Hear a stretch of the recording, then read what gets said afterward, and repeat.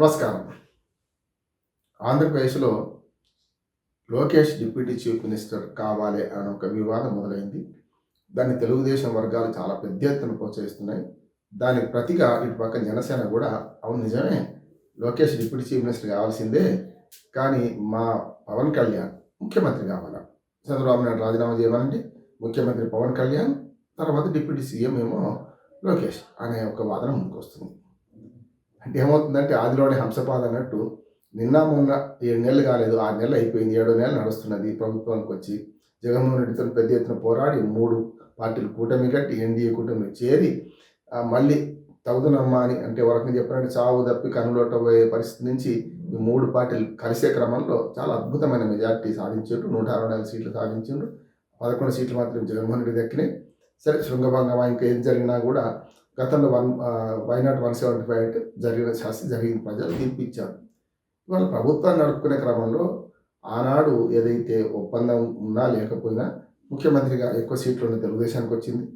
ఉప ముఖ్యమంత్రిగా 21 అసెంబ్లీ సీట్లు, 2 పార్లమెంట్ సీట్లు అంటే 100% స్ట్రైక్ రేట్తో ఉండి బీజేపీకి టీడీపీకి మధ్యన వారధి కట్టి వరకు ఫెవికాల్లాగా రెండు పార్టీలను కాషాయాన్ని పసుపునాను అతుకుపెట్టిన ఆ పార్టీ ఏదైతే ఉందో పవన్ కళ్యాణ్ జనసేన మంచి రిజల్ట్ సాధించింది. దాంతో ఉప ముఖ్యమంత్రి ఇచ్చారు. ఇప్పుడు ఏం తెగులు వచ్చింది రిమ్మ తెగులు అంటే లోకేష్ను ఉప ముఖ్యమంత్రి చేయాలి. ఎందుకు పెట్టిండో తెలియదు ఈ ప్రపోజల్. దీని మీద మొత్తం మీద వాళ్ళిద్దరు కొట్టుకొచ్చేస్తున్నారు 2 పార్టీలు. కూటమిలోనే కావచ్చు. ఇప్పుడు ఇది వినోదం ఏమైందంటే వైసీపీకి ఒక వినోదంగా మారింది. వీళ్ళు మధ్యన పోస్ట్ చేస్తున్నారు.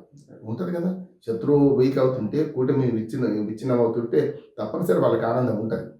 కానీ ఇక్కడ ఏమవుతుందంటే స్వామి కంటే స్వామి భక్తి, రాజు కంటే రాజభక్తి ఎక్కువ చూపెడుతున్నారు. అంటే లోకేష్ వైపు భక్తి చూపించే క్రమంలో తెలుగుదేశం వర్గాలు అతి పెద్ద ఎత్తున ఉప ముఖ్యమంత్రి లోకేష్ కావాలనే ప్రతిపాదన ముందరిస్తున్నారు. కరెక్ట్గా దానికి తగ్గట్టుగానే జనసేన వాళ్ళు కూడా అవును నిజమే మాకు ముఖ్యమంత్రి ఇవ్వండి, ఉప ముఖ్యమంత్రి తీసుకోండి అంటే చంద్రబాబు నాయుడు ఇంట్లో కూర్చొని పెడదాం అంటున్నారు.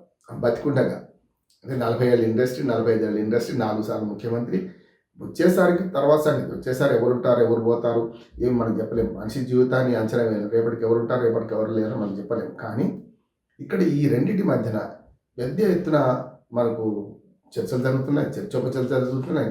అసలు విడిచిపెట్టి ఇప్పుడు వీళ్ళ కొట్లాట ఎక్కువైంది. అసలు అభివృద్ధి పక్కన పోయింది.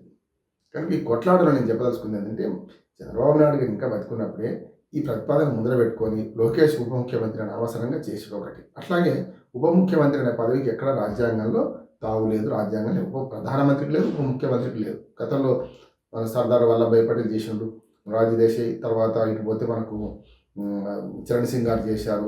ఉప ప్రధానమంత్రి చాలామంది చేసిండు కాదంటే, కానీ దానికి రాజ్యాంగ భద్రత ఎక్కడ లేదు. చట్టం ఉప ముఖ్యమంత్రి కూడా లేదు.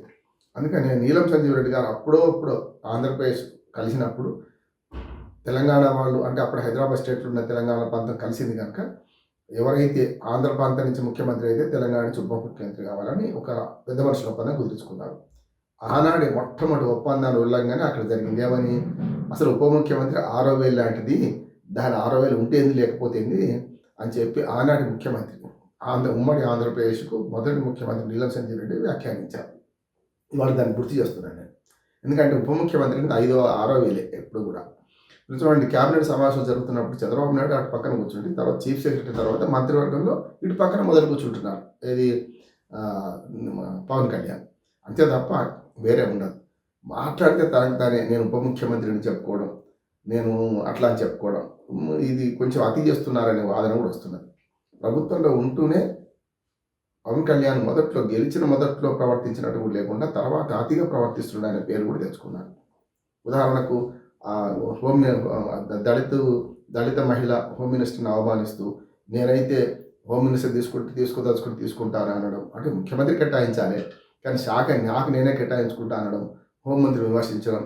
వాళ్ళ సమయంలో పాటించింది కనుక హోంమంత్రి కూడా పవన్ కళ్యాణ్ అన్నది నేను స్వీకరిస్తున్నా, తప్పనిసరి మంచి ఫలితాలు చూపెడతా అని అన్నది. అంటే అక్కడి నుంచి మొదలుపెట్టి మొన్నటికి మొన్న ఏది తిరుపతి లడ్డు విషయంలో కూడా వచ్చినప్పుడు చంద్రబాబు నాయుడు కంటే ఎక్కువ మాట్లాడడం, అట్లానే మొన్న అధికారులు ఎవరు వినడం లేదు నా మాట అని తనకు తాను చెప్పుకోవడం. ప్రభుత్వంలో ఉన్నప్పుడు ఏదైనా ఉంటే సమన్వయం సాధించడానికి కూటమిలో మాట్లాడుకోవాలి. బీజేపీ, టీడీపీ అట్లాగే జనసేన కూర్చున్న కూటమిలో లోపాయకారిగా మాట్లాడుకోవాలి.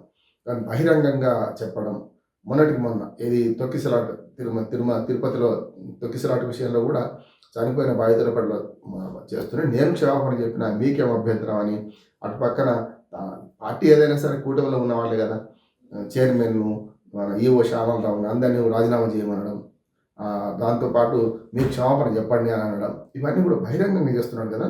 దీనికి ప్రతిగానే ఉప ముఖ్యమంత్రికి మాకు లోకేష్ కావాలని ఒక మాట అంటూ ఉప ముఖ్యమంత్రి పదవిని వీక్ చేయాలంటే చిన్న గీత పక్కన ఇంకో పెద్ద గీత గీయాలి. అంటే నేను ఉప ముఖ్యమంత్రిని లోకేష్ అనిపించుకోవాలి. ఏ మాటకా మాట చెప్పాలంటే పవన్ కళ్యాణ్ దూకుడు స్వభావం కావచ్చు, మంచి చరిస్మా ఉన్నది, దాని ద్వారానే గెలిచిండ్రు మొన్నటి ఎన్నికల్లో, ఇవన్నీ మనకు ఉన్నాయి కాదంటలేదు నేను. కానీ ఏదైతే దీన్ని కాపాడుకొని పాలు పట్వ కాపాడుకొని పోతారు అనే ఒక దిశలో కొంత సమన్వయం పాటిస్తున్నాడు కొన్నిసార్లు అనే దేశంలో మళ్ళీ దూకుడు స్వభావం కూడా చూపెడుతున్నాడు. సీజ్ ద షిప్ అని అదేదో ఓడెక్కి అట్లా అనడం, ఇవన్నీ చూస్తే మనకు అర్థమైందంటే వీళ్ళిద్దరి మధ్యన ఎప్పుడు విభేదాలు వస్తాయా, ఎప్పుడు మనం మధ్యన దూరదామా, వీళ్ళు చెడిపోతే బాగుంటుంది కదా అని పక్కన వైసీపీ చూస్తుంది కదా. నవ్విపోదురు కాక నాకేంటి సిగ్గు అన్నట్టు వీళ్ళు బజార్లో పెడితే చూద్దామని సిద్ధంగా ఉన్నప్పుడు, ఇప్పుడు జారిపడితే సంతోషించే వాళ్ళు ఉన్నప్పుడు జారిపడే ప్రయత్నం ఎందుకు చేస్తున్నారు? మొదట్లో కొంత నిజంగా చెప్పాలంటే ఆవేశపూర్తిగా మాట్లాడుతున్నా కొన్నిసార్లు మళ్ళీ పవన్ కళ్యాణ్ మాట్లాడే పద్ధతి ఇవన్నీ కొంచెం వరకు సమయం పాటిస్తున్నట్టు అనిపించినా అప్పుడప్పుడు తొందరపడి ఈ రకంగా తెచ్చుకుంటున్నారు. అంతేందుకు మన విశాఖ సభలో ఇప్పటికి కూడా బీజేపీ ముఖ్యంగా మోడీ పవన్ కళ్యాణ్ బోళా మనిషి ఏది పడితే అది మాట్లాడేస్తాడు, ఉన్నట్టు మాట్లాడేస్తాడు. చంద్రబాబు డిప్లొమాట్, రేపు పొద్దున చంద్రబాబు నాయుడుతోనే కష్టం కానీ పవన్ కళ్యాణ్తో కష్టం ఉండకపోవచ్చు అని అనుకుంటున్నాడు. కానీ పవన్ కళ్యాణ్తోనే ఒకసారి కష్టం ఉంటుంది మోడీకి. ఎందుకంటే చంద్రబాబు నాయుడు తెలుసు ఈ ప్రభుత్వం 16 పార్లమెంట్ సీట్లు కలిపితేనే ప్రభుత్వం నడుస్తుంది పైన, అట్లాగే 2 సీట్లు జనసేన ఇవి ఉన్నాయి. ఇవి చూస్తే రేపు పొద్దున మా అవసరం వాళ్ళకుంది, వాళ్ళ అవసరం మనకుంది, తీర్చుకుందాం అనుకుంటున్నారు తప్ప డిప్లొమాటిక్గా వ్యవహరిస్తున్నారు చంద్రబాబు నాయుడుకు. ఈ కూటమి మళ్ళీ చెడిపోతుందా అనే ఓ మాట కూడా వస్తున్నది. కనుక ఈ చెడిపోతే గతంలో 2019 కంటే ముందు పరిస్థితులు, మొదలేమో పవన్ కళ్యాణ్ విడిపోయింది అప్పుడు ఎన్డీఏ కూటమి నుంచి అధికారం లేకపోయినా, రెండో కొద్దిగా తొందరపడకుండా ఉండాల్సిన చంద్రబాబు నాయుడు విడిపోయిండ్రు. దాని ఏమైంది, విడిపోతే చెడిపోయే పరిస్థితులు చూసిండ్రు. మళ్ళీ కలిసిన ఫలితం వచ్చినప్పుడు ఇప్పుడు తొందరపడి ఉప ముఖ్యమంత్రి అని చేసుకుంటే స్వామి కంటే స్వామి భక్తి, రాజు కంటే రాజభక్తి చూపించే శ్రేణులను ఇద్దరు 2 పార్టీల అధినాయకులు పవన్ కళ్యాణ్, చంద్రబాబు శాంతపరచాల్సిన అవసరం ఉంది. అనవసర విషయాల్లో ఇప్పుడు దాన్ని పెద్ద ఎత్తున చేసుకుంటే ఉప ముఖ్యమంత్రి మనకు లోకేష్ అనుకుంటే, లోకేష్ క్లాస్ లీడర్ అనుకుందాం, మాస్ లీడర్కి ఈయన ఉన్నాడు, ఈ రెండింటిని చేయొచ్చు. చంద్రబాబు నాయుడు తదనంతరం ఎట్లాగూ ఈ ప్రాంతీయ పార్టీలన్నీ ప్రైవేట్ ఆస్తులుగా మారిపోయినాయి కనుక లోకేష్ అవుతాడు తెలుగుదేశానికి లీడర్. కనుక అప్పటిదాకా ఓపిక పట్టకుండా ఇప్పటి నుంచే లోకేష్ను ఉప ముఖ్యమంత్రి చేద్దాం అనుకుంటే భంగపడక తప్పదు. నమస్కారం.